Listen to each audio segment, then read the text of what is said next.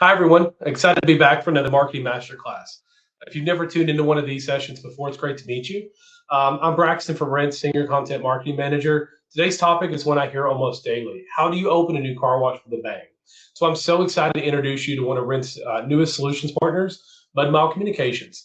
I've worked with them for at least over 200 grand openings between them and us in our career. And we're just so excited to bring them onto the stage with us today. First, I'm going to introduce Jolene, the Chief Executive Officer and co-founder of MudMile.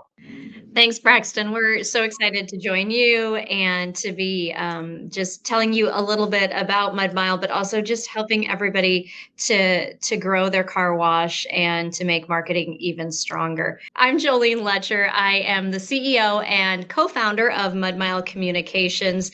We are an advertising and marketing agency, though you will hear we really don't like being called an agency. And we're excited to talk to you more about our philosophy and our experience and just help all of you.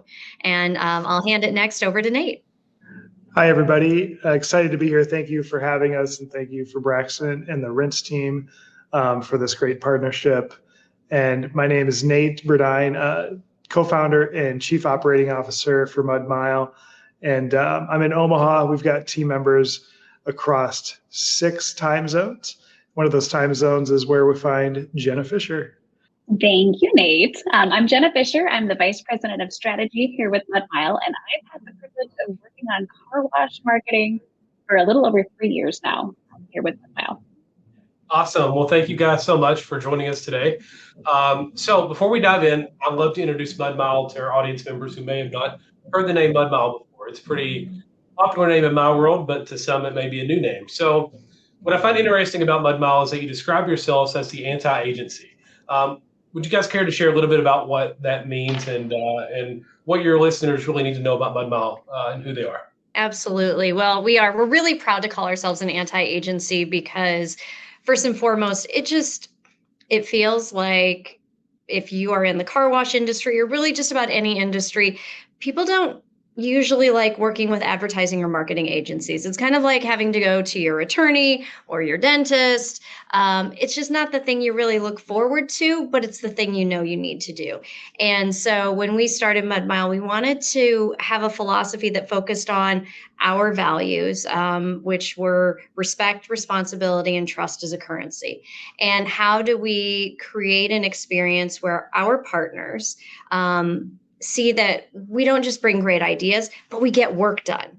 And that to us was more important than anything, is not to spend all your time racking up your client's bill and thinking about things, but really you have to make money. And in order to make money, you need a partner in marketing and advertising that just gets stuff done. And that's where we're really proud to have built out our business around that philosophy. And then the work that we do falls into 3 buckets: strategy, content creation, and then placement. And our partners work across all 3 of those. And whatever we do, we really create with a philosophy that we call modular content strategy. So that is, how do we maximize your investment in marketing? So if we're creating one piece of content, how do we look at the ways that we can scale that, being both hyper local, but also hyper scale as well, so that your growth and having results is at the foremost of the work that we do. Awesome. Okay, so I see some big numbers on the screen here. Tell us a little bit about Mud Mile and car wash. Absolutely. Well, we started in car wash with a car wash that today has over 30 locations, but we were brought on their second location, and they said, hey, we think we need a little bit of help. Maybe we can't do this all in-house. And that was quite a few years ago now. And since then, we've just really been able to grow as the industry itself has grown. And for us, part of that is, how do we, first and foremost, increase membership? So we've got a great white paper. You're welcome to read it. It's on our website. You can scan the QR code. But our track record over the years, we have many examples where we've 10x those memberships, those go-to-market ROIs. Those are some of my favorite numbers to look at. And Jenna and her team do an incredible job of really looking at how are we tracking and how are we bringing bottom line impact. So we average about 200% on that ROI. And then across our team, over 30 years of experience that we have in that car wash industry, supplemented, of course, by other industries. But this is really about knowing that car wash world, because as you all know, because you live and breathe it every day, it's unique to other businesses and other industries. So specific to that team and our group has three, I feel really old saying it, 3 decades of industry experience. Great. Well, I have 8 years, so we are marching a third of the way there. All right. So one of the biggest things I've learned about working with Mud Mile and successful grand openings and just go to market in general is that it really comes down to 4 key playbooks. Those are going to be your pre-sales, your grand opening, sustaining growth after the initial buzz, and then just being able to recover really quickly after you ride the wave into the sunset. It's going to crash at some point.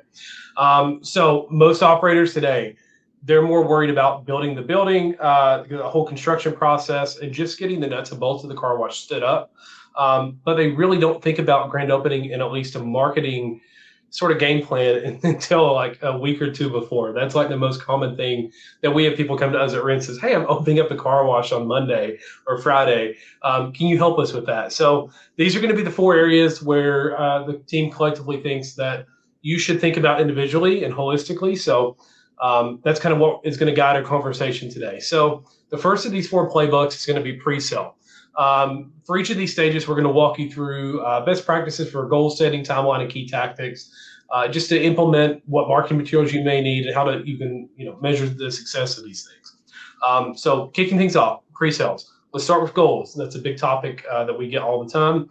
Before anyone launches into a pre-sale period, what do you guys think are the right goals to be setting? The right goals are really going to come down to your company's philosophy related to growth coming out of a grand opening. If you were looking for something more sustainable that maybe ramps up over a longer period of time where you really want to minimize churn, the promo and the strategy you choose is going to be very different from somebody who wants to ramp up really, really quickly and has churn really as a secondary concern. Great answer. Just some numbers from the Rent side. So obviously at Rents, we see, our customers grand open car washes every week. We see this all the time. Just for some quick benchmarking, the all-time record for pre-sales before a site opens using Rents was over 3,000 memberships before the doors open. We've also had a lot of partners of ours that would have 100, 200. Now, the gap in between, it comes down to how aggressive is this promotion, to Jenna's point of saying, are you more worried about member count and fast ramping or more of a slow growth philosophy? It also matters your budget. I've seen car washes open with a $2,000 marketing budget before, and I've seen car washes open with $85,000 budgets before. A lot of it is in the middle. So generally a good benchmarking average is going to be anywhere from really 500 to 700. Pre-sales is like, I would say, our net average at Rents. So that's just kind of a good benchmark to kind of say, hey, that's what I want to shoot for. Now, the way to get there, I hope that some of this masterclass can really answer and facilitate your understanding to those questions. Okay, so once the goals are set, timing becomes critical. How soon before opening should operators plan, and what key milestones should they plan for along the way? Well, I think the key part is to start planning, right? And don't assume that it's coming eventually. So we like to say minimum of 90 days. That is really, ideally what that minimum number should look like. Now, if you're going to go more, you're going to go 120. That's a great number too, where you're just starting to get those planning things moving into place. It also depends on how many you have done. But really, as a good benchmark, I'd say no less than 90 days do you need to start bringing in your teams, looking at everything and planning out. What are we going to do? What's our budget? What are those goals? Awesome. You wouldn't ask your operations team to open a car wash in 30 days, and it's really not fair to ask your marketing team or person to do the same. Are you sure? I'm pretty sure. Are typically really good at last minute asks. We don't enjoy it, but we suffer through it till the end. One of the great questions we received before the recording of this class was, what can we do a year from the opening? What stages, from a marketing standpoint, besides, you have to build a car wash, what what are you thinking about? And I think it's just start your research early. Understand what is happening in the industry, find really great vendors and partners that you can trust and that have great reputations around town. And you can just gather knowledge that you may not already have. This industry is open to collaboration. We like to share, we like to talk. And I think that just soaking yourself and immersing yourself in the industry is probably the best place to start, a year from the opening day. All right, so let's talk about key tactics. What are the things that absolutely have to get right to make a pre-sale a success? I think, Braxton, that first one that's on there is know your promo. And you talked about that too, right? It's what is that promo? Have it defined and have it communicated. Be sure that everybody knows what it is, everybody's on the same page with it, and what is that messaging around it. So know that promo, know that message, and then really know your audience. And I know Jenna can speak to this too, of know where your audience lives. Where are your customers day in and day out so that you can have the best strategy for them. Want to make sure that your messaging is in the places they live, right? Not just physically, but where they are day in and day out. And then you're not spending money in terms of placements or signage or your time if you're talking to people in areas where really the people who are going to be coming to your wash are not. Yeah. What's your all's take on both free washes and the promotion itself? If you have a thought on the promotion, I can probably speak to that. But as far as free washes, that's a huge debate in the industry today is, do I give out free washes? What's your take there? Make sure if you are giving something away for free, you're getting something in return. And the best thing you can get for that return from a free wash is that customer's contact information. So you can keep in touch with them either through remarketing, email messaging, SMS, if they've opted in. Make sure you are able to keep that conversation going. When that construction site begins to resemble a car wash at some point, I always recommend just throwing a sign out front. I know this is like the most old school marketing recommendation probably on earth, but it depends on your street. If your street is 45 miles an hour or above on the speed limit, you're going to want text in a keyword. So for example, text car wash to 22322.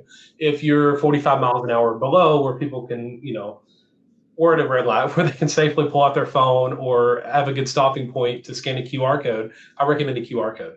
Essentially, you're collecting that phone number, you're advertising, hey, we're about to open in a few months, grab a free car wash, we're going to text you a voucher once you enter your information into this form, and start collecting leads. Even if you're an established brand, if you open a new car wash 10 minutes down the street, you technically have a new mini market and you need to start gathering contact info around that new hub of yours.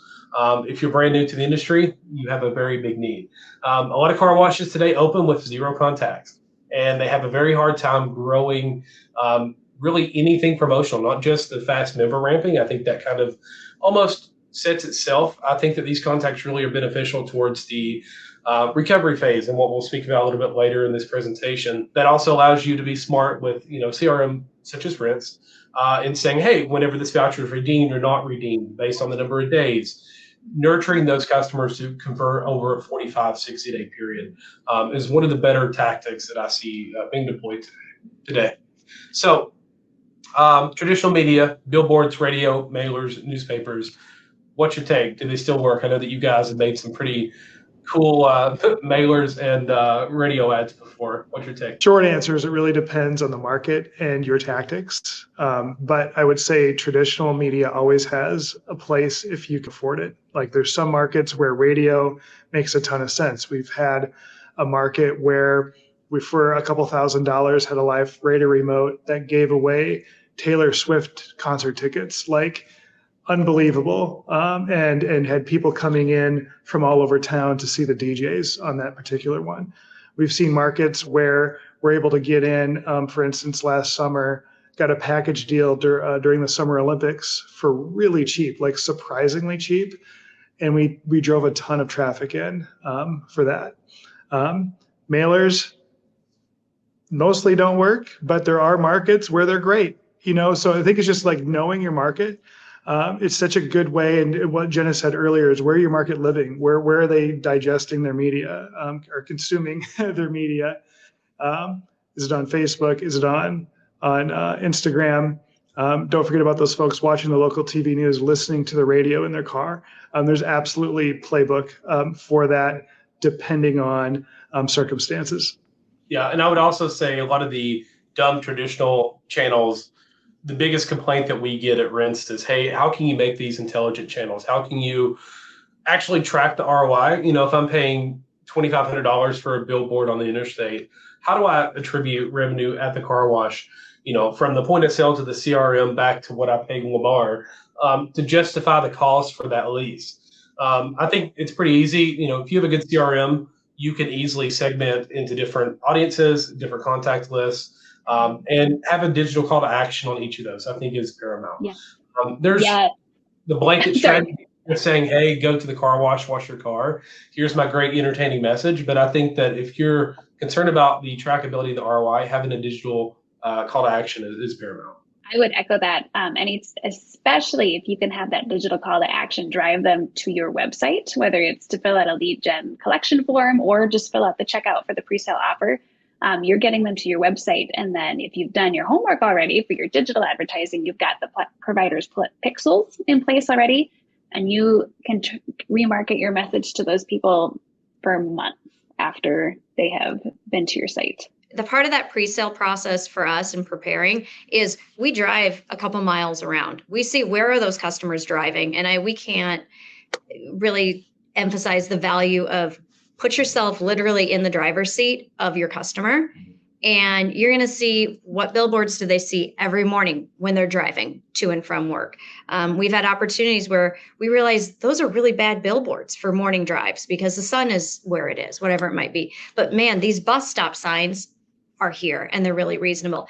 Drive it, be your customer. Cannot emphasize the value in doing that enough. Yeah, that's a really great perspective. I know that you prepared some really great examples for social media and SEM. If you guys want to share those. Absolutely. Just want to show a few examples of placements you can do. These are paid placements for a pre-sale offer. Really, I know one of the questions I hear all the time from potential partners that we work with is, how do I make my ads stand out in this digital space? How do I get attention on them when you're scrolling through and everything you see on the feed is an ad? The key is to make sure the visual assets, that media, whether it's pictures or video or graphics, are yours. Show your people, show your place, show what the experience is like at your car wash instead of leaning on stock imagery or stock video. Grab photos and content of your car wash, and before it gets dirty, like your car wash is going to show in just a few months. No matter how great your maintenance schedule is, it never looks as beautiful as the day it opens. So capturing that and the people, I think, is really, really crucial. I think we've got some examples on the next slide too. Yep, of just search engine marketing. So social media, well, I'm a big fan. I think it drives a lot of eyeballs. People spend a lot of time there. That's where a lot of your audience is going to live. You can't ignore search engine marketing as well. And that includes things like search, getting onto the different maps software, getting into YouTube, different tools that those different providers provide. So these are just some examples through Google that we put together for our car wash, the mudroom, using imagery from our wash and then language that is ours. It's authentic. Wonderful. Okay, so moving on to the actual grand opening of the car wash. When the doors actually open, what goals should operators be focused on? We're selling memberships, right? I mean, I think just having an awesome customer experience. We get asked a lot, like, how many sales should I expect from your grand opening strategy? It's always a little bit of a loaded question because we know we can drive people to your site. Like, we know that. We're very confident in that. If we get them there, what's the experience that they're having, right? Are they being treated like really valuable guests? Or is their first experience with an employee who doesn't really want to be there and is kind of showing it, right? Like, we've been there. I've actually listened in on some of these really rough conversations between an employee and a customer. So I think it's just a matter of providing outstanding operations is key in really delivering on the brand promise that we made to get those folks there in the first place.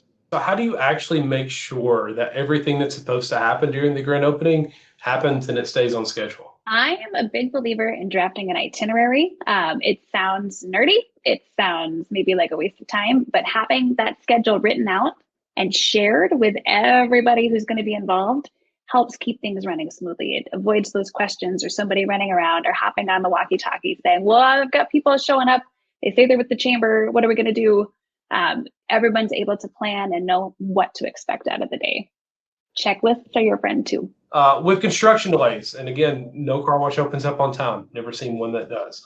And things that happen on site, opening dates can change. How do you make sure that the strategy for your grand opening is flexible, giving some unexpected circumstances? Yeah, the flexibility is just key. It's just a fact of life, especially in the car wash industry. So this is where a really good plan, like to Jenna's point, when we're planning out 90 days in advance, we're thinking about what if this happens, when this happens, then what, right? And so then we're prepared for that and we can just roll with it. And I think part of it's keeping a positive attitude, and which sounds kind of cheesy, but like it's important. Like, how are we going to solve this problem and be ready for when those delays happen? Roll with it and make the very best of it, and communicate that as well, because a lot of times, we're like, okay, we've got a green light, we're opening on Friday the 12th, no matter what, and we start rolling out ads and we start rolling out emails because there's that pressure to pre-sale and get people, and then 3 days later, something happened. So now we have to go back and communicate that change to our customers, communicate it to the operations staff. And all the partners are going to be there. The chamber might be there with a ribbon cutting. The radio might be there with a live remote, all of these things. So communication is just key. And what I've found when planning ahead too is even when we're scheduling chamber ribbon cuttings, I'll always say, like, we're 90% sure this is going to happen. But if I call you a week in advance, please don't be mad at me. And what can I expect for a reschedule? I'll do that with any kind of vendor that we're planning on having on site, and would encourage everyone to do the same. Because a lot of people, they're working with a car wash for the first time, and they might not understand that these things happen kind of rapidly and often. Yep, from the digital perspective on things, the word soon instead of a date, especially if you're starting to run pre-sale ads kind of in that 45 to 30 days out from your anticipated grand opening, is going to be your friend. We've learned the hard way, don't really give a date online unless you're really sure that's going to be the date. And with that blessing comes from operations when they are confident that this can open. The other thing that's great about a digital plan is when you're budgeting, usually the platforms ask for a daily spend rather than like, here's my lump sum or a hard cost to buy like a mailer, for example. So you get that flexibility of what your start date is, and then you can adjust your start and end dates. If you're good at math, you can just know, well, we're still going to start 45 days out. So then I'm just going to start this ad later than I anticipated, and you can subtract that from your new start or your new grand opening date. That's great advice. How long do you guys think that the event should be, and should you only offer promos during, or should you continue after? This is actually a great question from the audience. The experience we've had is when you can turn that event into a multi-day event. It's not just one day for a grand opening or one afternoon or one ribbon cutting. You get to invite more people in to celebrate with you and introduce them to your car wash and your brand. So some of the best ones we've been to are kind of a 3-day weekend almost, that Friday, Saturday, Sunday. You've got something happening on each of those days to draw people in, open that conversation, and introduce yourselves, put your best foot forward. As far as a promo goes, really you're going to need to keep something to convert people for the first few weeks. Some people just really are distrustful of any brand they work with. It's just the environment we live in these days. So they might come in, they might give you their contact information for that free wash, give you a try. Maybe they're not quite sold, they're still thinking about it. If you are then emailing or sending them text messages, keeping that conversation going, and you can still offer that promo a few weeks out, even a month out, you have a better shot of converting more people that you were able to get in the door with right away. Yeah, I think that's great. I think that when you look at the promotional side of things, I think that operators will either bucket this either based on a time frame or a number of members measurement. So what I mean by that is either I'm going to run this promotion, I'm dead set on 30 or 60 days, usually is what I see, or they want to say, hey, I want to get to 1,000 or 2,000 members, depending on what they expect at this side. A lot more people are going to 2,000 members with the promo these days. And I think that everyone's just member hungry and they just want to, get the number up there, get it ramped, and then they can coast for a minute, which I don't always agree with, but that's what I'm seeing more and more often these days, both from large operators and small. That's actually really common.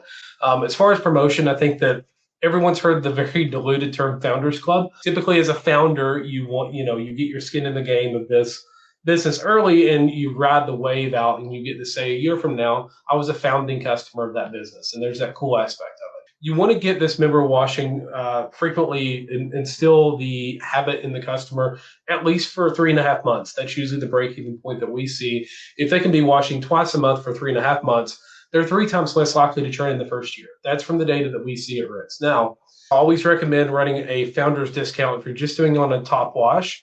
Run it either for the cost of a wash or $20 flat for at least 4 months. If you have heavy competition, if you're in a more saturated market, run it for 12. And I know that you may think, hey, that's a pretty good deal, and it is a great deal. But imagine this member that comes in to cancel 9 months from now because a brand new car wash, the newer Shiny Penny, opened 2 miles down the street or heck across the block, and they go online to cancel, and the first downsell screen is, hey, you're going to lose your founding member discount if you cancel now and you want to rejoin in the future.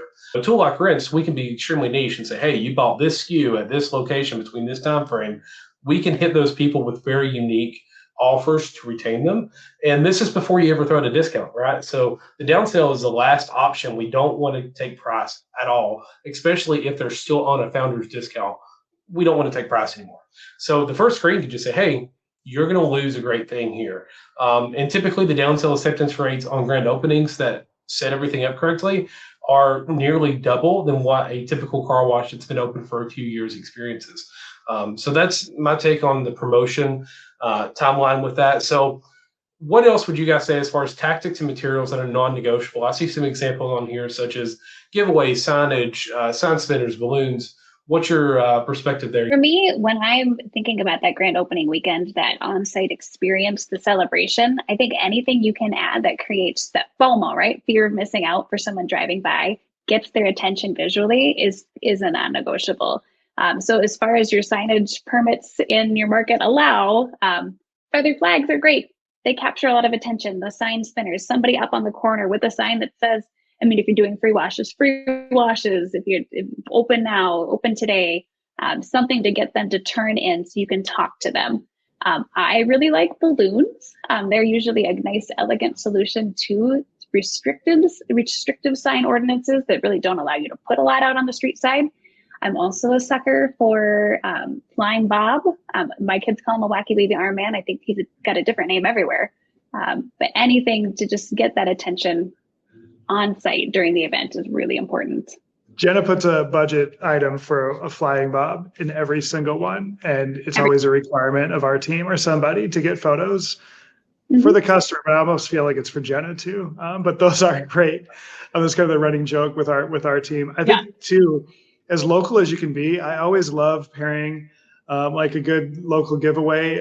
We've done some stuff with concert tickets that are like perfect for our target demo. We mentioned the Taylor Swift show earlier. We've done like Eric Church, or in like South Florida, we've done stuff with like Jennifer Lopez tickets, or given the time of year, we're targeting families at the end of the day a lot of times. So are there Disney and Ice tickets that we can give away in return for customer information so we can stay in contact with you?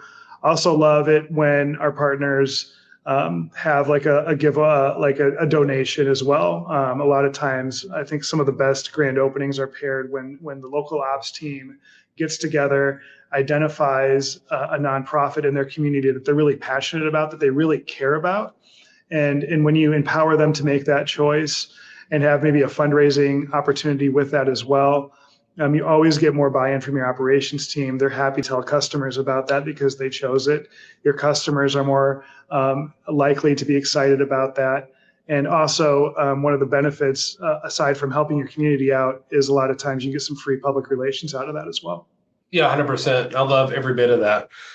Before we move on, I know that we have some great examples of just planograms for a site, for example, and just some asset examples for the flags. I want to touch on measurement.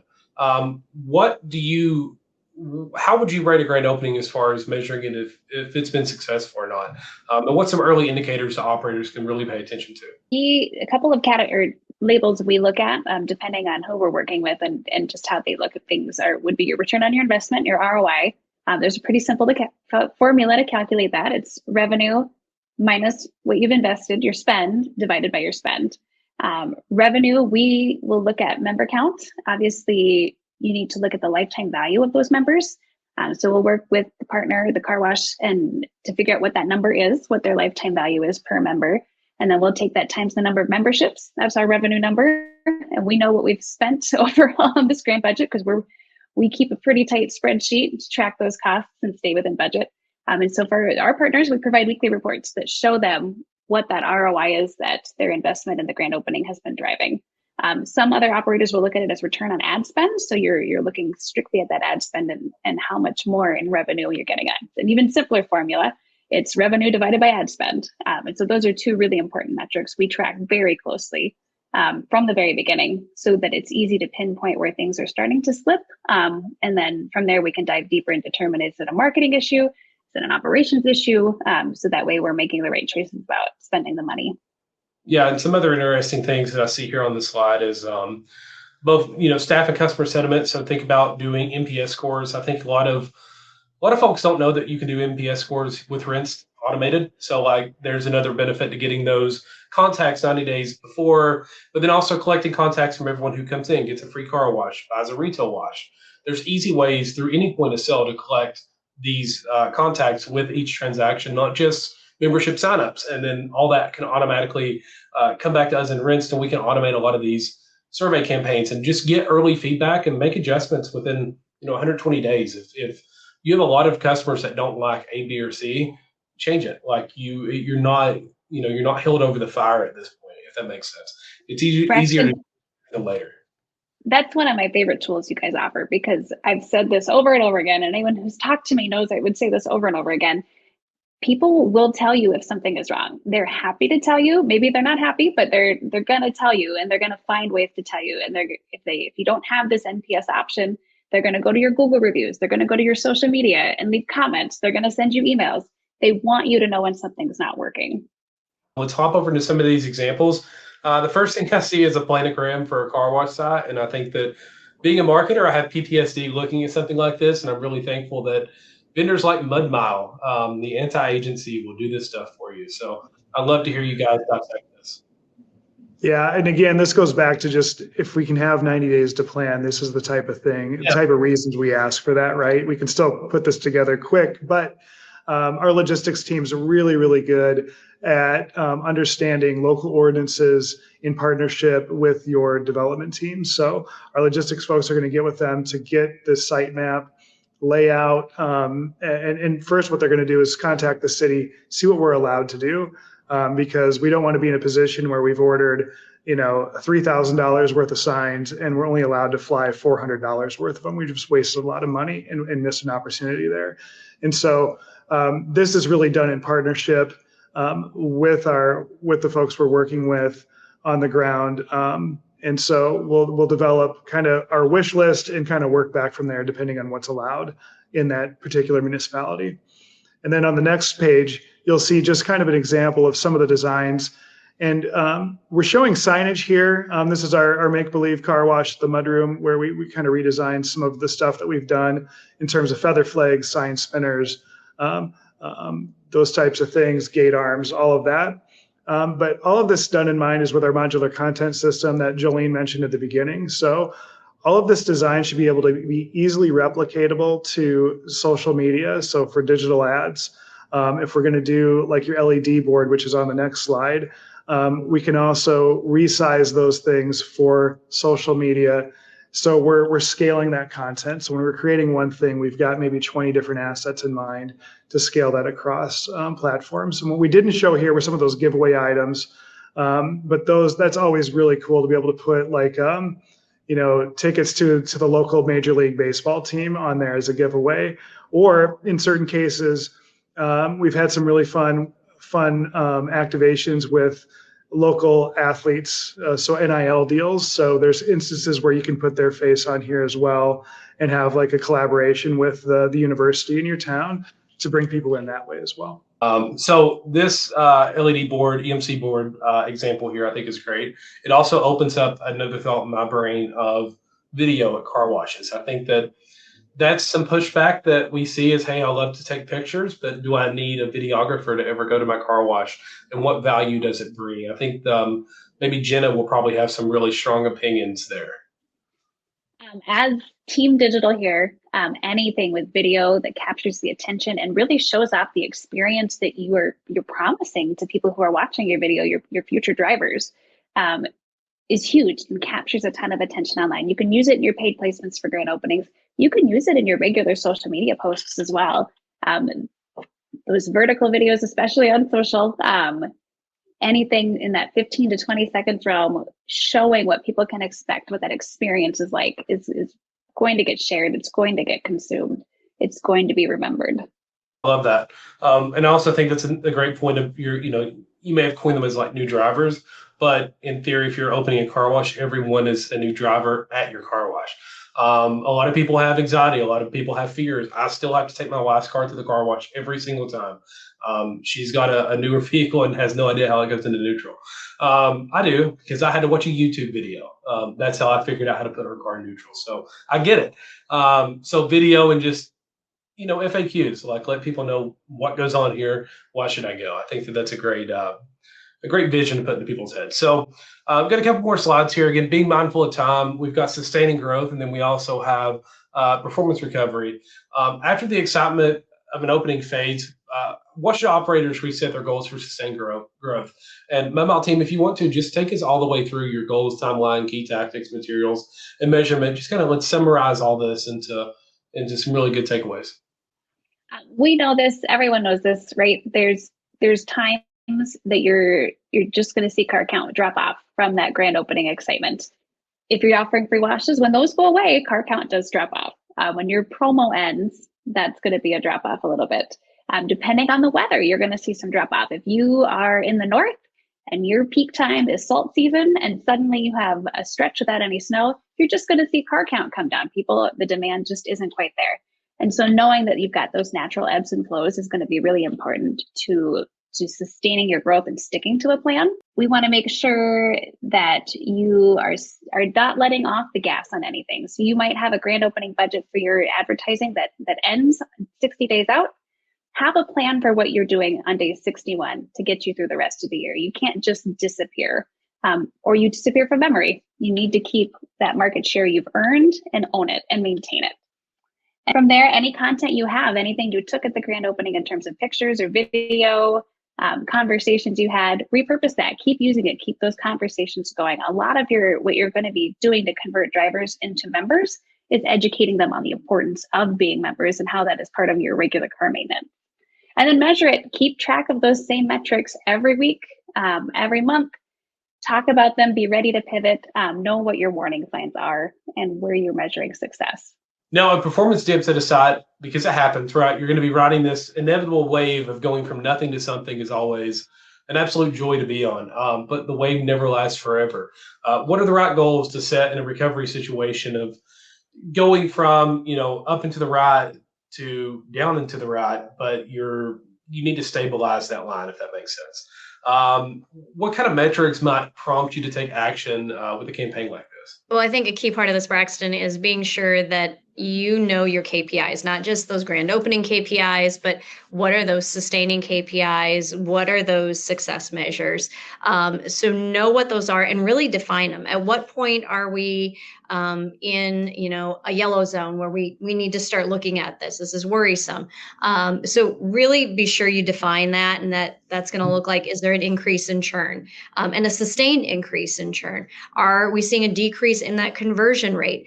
And always asking yourself, why do I think it is? And the best people to answer that outside of your team and the data are your customers too. Don't forget, you can go and ask them, hey, thanks, you've been with us for a while. Standing out there and talking to people will give you a lot of these answers and know this is when I need to really trigger this performance recovery playbook. And, don't forget the power too of social media comments, those NPS scores. Those are all going to tell you when this is not just a blip, but this is something more substantial. And then really look at what is that timeline? How long do we think we need to do it? And the key to performance recovery is I think it's harder to define how long it will go. A grand opening, a go-to-market, there you're going to kind of put some barriers on when that ends. Performance recovery is really going to be, in some ways, a lot of art to know when the science tells you it's time, you're in a good spot again. And also use these as opportunities to look at what are the assets that we have? What do we need to refresh? What does our photo library look like? What's our messaging like? Use that as a moment to say, what is our content too? How are we getting it out there? Is that a place that we can start to refresh? And then measure. Use that data, have it as your friend. All right. Thanks, guys. I think that's been great. So again, this is a lot. We've used a lot of big marketing jargon and some things that you may want help with. So that's why we have MudMile as a solutions partner to really help bridge the gap. That was a really common request that we have had of our customers was, hey, we want someone who knows the Rinse product inside and out and can help leverage it to the maximum of its abilities. Even if you don't have the team or the resources internally to manage it, MudMile can help. Guys, do you want to tell a little bit about what you offer here in strategy, content creation, and your placement? Yeah, thanks, Braxton. It's, we do want to help, and we really pride ourselves on having a hybrid model. So if you are just that husband and wife team that's running it and, hey, we just need some support sometimes, great, we're happy to help. If you have a big team, but maybe people are turning over, or you don't want to hire, but you need more support, we're really flexible. It's how can we best help you where you need help? And then that work comes across in what we define as 3 buckets. Strategy, it's why do we do what we do? How are we doing it? Making it, right? What is that content creation, the signage, the design, the video? And then finally, let's get eyes on it. So that placement and visibility being that last piece. So anything in that customer journey and across there, we're always happy to help. And we have some folks that we help on all of it, some that we help on one, maybe strategy, but then in 6 months, they need us back for placement and visibility. So our message to anyone coming to partner with us is we're flexible. What do you need? Okay. If anyone out there wants to get in touch with MudMile, especially current customers of Rinse, just go to rinse.com/solutions-partners. It's on the screen there. And that form will basically get you in touch with MudMile and just let us know that you're looking to partner. So with that, I say thank you, everyone, for attending the Marketing Masterclass today. We hope that this was educational and not just crazy. We sure had a lot of fun planning this and hosting the event too. So thank you on behalf of Rinse and the MudMile team, and we hope to see you guys soon.